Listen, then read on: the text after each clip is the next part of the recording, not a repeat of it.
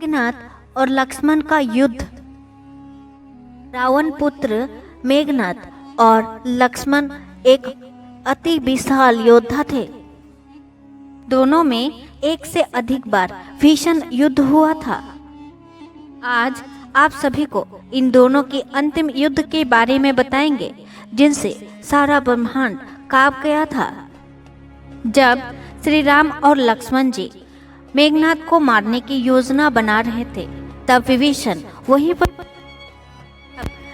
वहीं पर उपस्थित थे और विभीषण ने श्री राम प्रभु को, जो मेघनाद निकुंभला देवी का यज्ञ करने वाला था, उसके बारे में बताया। मेघनाद युद्ध में जाने से पहले अपनी पत्नी से कहता है कि मैं पहले यज्ञ करूंगा निकुंभला देवी का, उसके बाद मैं युद्ध में विजयी होकर वापस आऊंगा। इसी कारणवश विभीषण श्री राम प्रभु को अवगत करवाते हैं कि जब मेघनाद निकुंभला देवी का यज्ञ करके युद्ध करने आए तो समस्त ब्रह्मांड उसे कोई हरा नहीं पाएगा।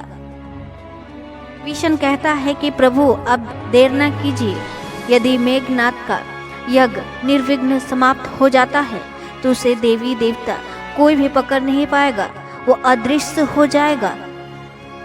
इसलिए आप लक्ष्मण को अनुमति दीजिए कि जाकर के मेघनाद का यज्ञ भंग करे।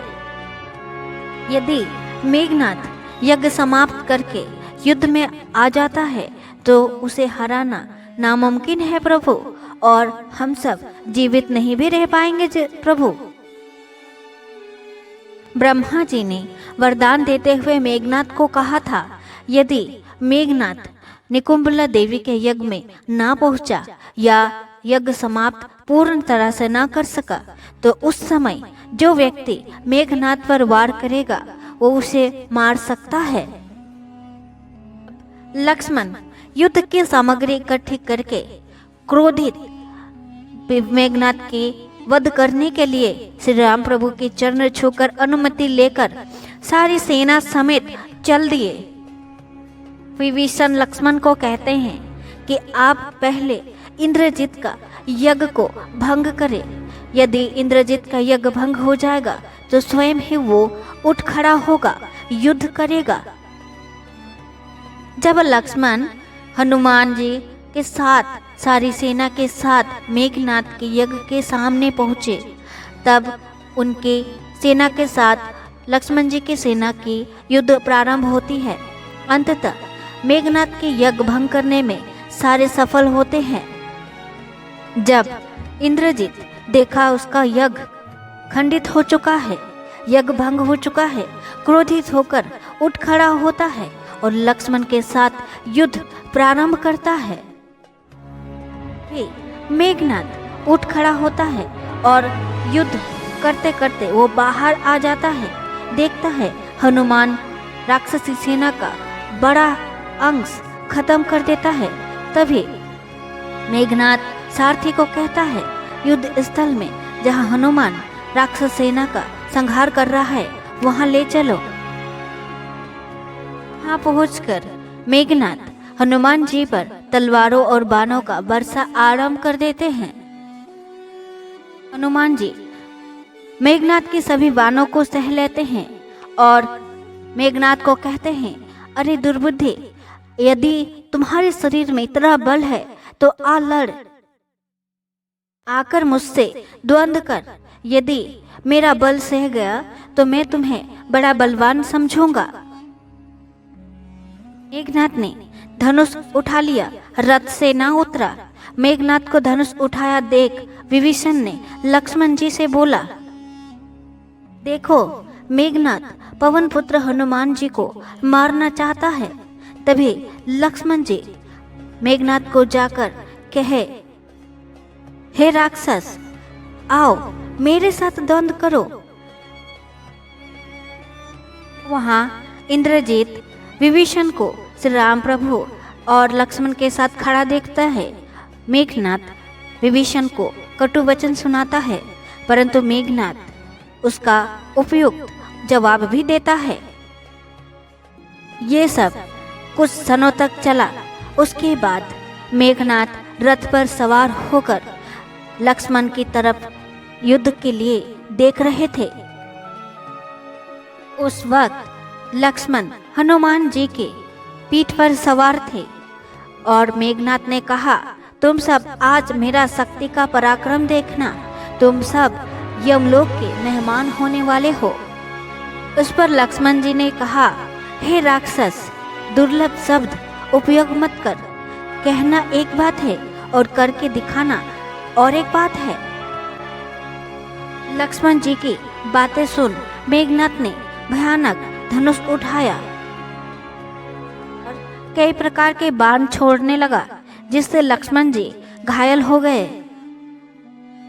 लक्ष्मण के शरीर से रक्त बहने लगा। अपनी पुरुषार्थ देख मेघनाथ गर्जना करने लगा।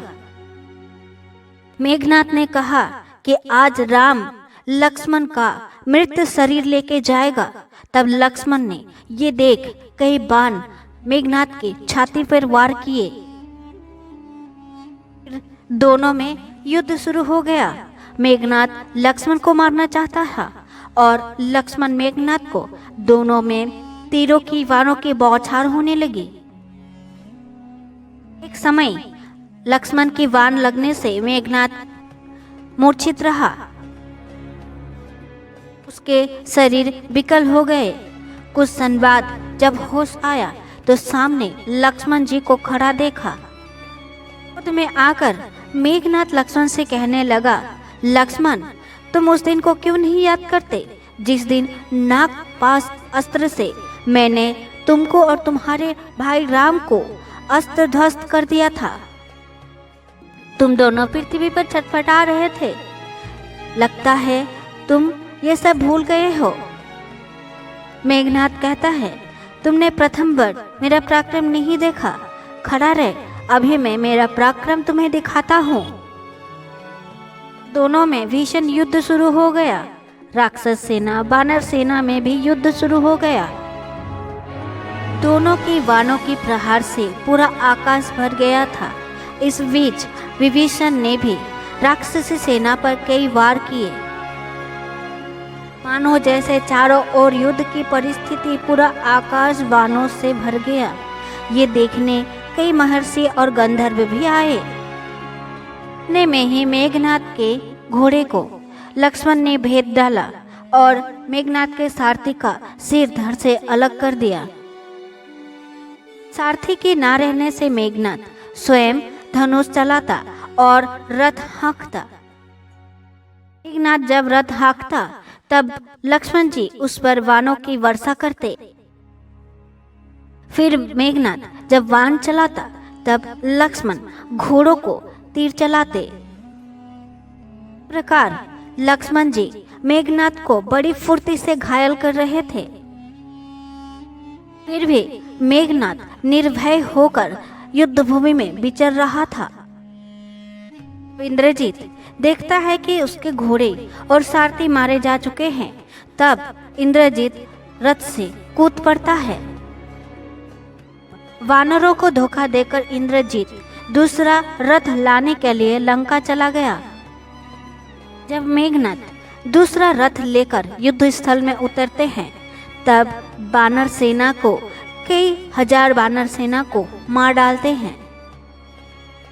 दोनों के बीच लक्ष्मण और मेघनाथ के बीच युद्ध चलता रहा। फिर लक्ष्मण ने मेघनाथ की धनुष काट दी। ने दूसरा धनुष उठाया तब लक्ष्मण जी ने उसे भी काट डाला। लक्ष्मण जी ने शक्तिशाली बाण चलाकर मेघनाथ का कवच भी काट डाला। के बाद मेघनाथ लक्ष्मण जी के ऊपर कई बाण चलाते हैं और घायल कर देते हैं।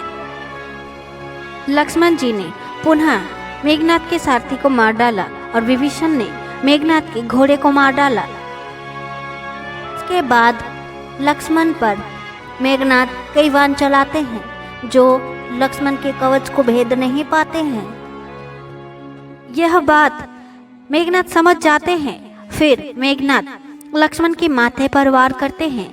जो बाण छोड़ते हैं वो माथे में जाकर लक्ष्मण के लग जाते हैं। लक्ष्मण यह नहीं सहन करता है। मेघनाथ पर वार करके मेघनाथ को घायल कर देता है। दोनों के बीच इसी प्रकार युद्ध कुछ क्षणों तक चलता ही रहता है। मेघनाथ ने तब पशुपति अस्त्र को चलाया, जिसे लक्ष्मण ने प्रणाम करके वापस कर दिया। पशुपति अस्त्र भी लक्ष्मण का कुछ नहीं बिगाड़ पाए। उसके बाद मेघनाथ ने ब्रह्मास्त्र चलाया। ब्रह्मास्त्र भी लक्ष्मण को कुछ नहीं किया। लक्ष्मण ने प्रणाम करके उन्हें भी वापस कर दिया। उसके बाद मेघनाथ ने सुदर्शन चक्र चलाया, जो सुदर्शन चक्र शेषनाग के अवतार लक्ष्मण को कैसे मार सकता था, वो वापस चला जाता है। उसके बाद दोनों में भीषण युद्ध होता है। इस प्रकार जब दोनों में युद्ध चलाकालीन दोनों ही बराबर रहते हैं, तब अंततः लक्ष्मण ने कभी न व्यर्थ जाने वाले इंद्रास्त्र का आह्वान किया और उन्हें कहा कि श्री राम का सौगंध है, सिर काट कर ही वापस आना। अंततः लक्ष्मण वो बाण चलाते हैं और इंद्रजित का सिर धड़ से अलग कर देते हैं। इस प्रकार मेघनाथ और लक्ष्मण का युद्ध समाप्त होता है और इंद्रजित मृत्यु को प्राप्त होते हैं। सबको कैसा लगा वीडियो? अगर आपको पसंद आता है तो लाइक करें, चैनल पर नए हैं तो सब्सक्राइब करें, शेयर करना ना भूलें। धन्यवाद।